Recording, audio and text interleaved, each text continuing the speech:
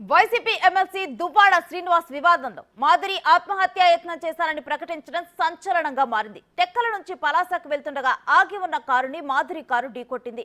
ప్రమాదంలో దివ్యల మాధురికి గాయాలయ్యాయి. ప్రస్తుతం ఆమెను పలాస ఆసుపత్రికి తరలించారు.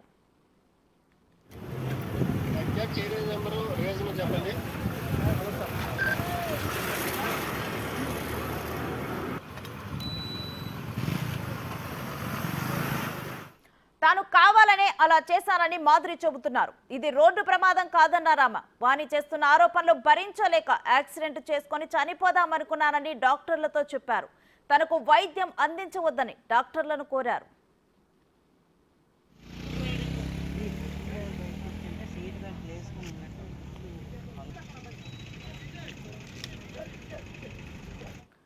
పలాస మండలం లక్ష్మీపూర్ టోల్గేట్ వద్ద ఈ ప్రమాదం జరిగింది. ప్రమాదం జరిగినప్పుడు మాధురి సెల్ఫ్ డ్రైవింగ్ చేస్తున్నారు.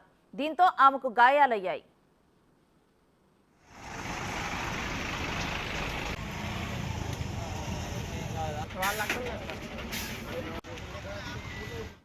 దువ్వాడ శ్రీనివాస్తో మాధురికి సంబంధం ఉందంటూ దువ్వాడ వాణి ఆరోపించారు. తన భర్త తనకు కాకుండా మాధురి చేస్తోందని ఆరోపణలు చేశారు. కుటుంబంలో చిచ్చు పెట్టిందని 2 రోజులుగా దువ్వాడ శ్రీనివాస్ ఇంటి ముందు వాణి ధర్నా చేస్తున్నారు. వాణి తన కూతురుతో కలిసి దువ్వాడ ఇంటికి వెళ్లడంతో అక్కడ మొన్న గొడవ జరిగింది.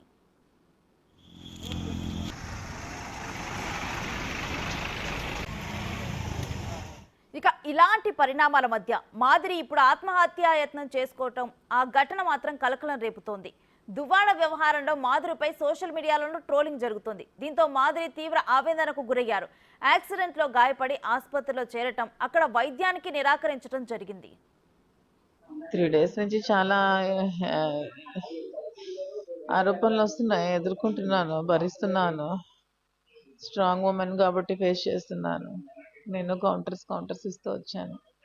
కానీ నేను పిల్లల మీద చాలా బ్యాడ్ కామెంట్స్ వల్గర్గా మాట్లాడారు. దువ్వాడ వాణి పాప మార్నింగ్ పిల్లల దగ్గరికి వెళ్దామని బయలుదేరినప్పుడు పిల్లలు కాల్ చేశారు. అమ్మ ఎందుకమ్మా ఆంటీ అలా మాట్లాడుతున్నారు, అందరూ మాకు అడుగుతున్నారు, మా నాన్న కాదా మాకు అతను ఫాదరు, ఎందుకమ్మా DNA టెస్టులు చేయమని అడుగుతున్నారని పిల్లలు 3 అడిగారండి.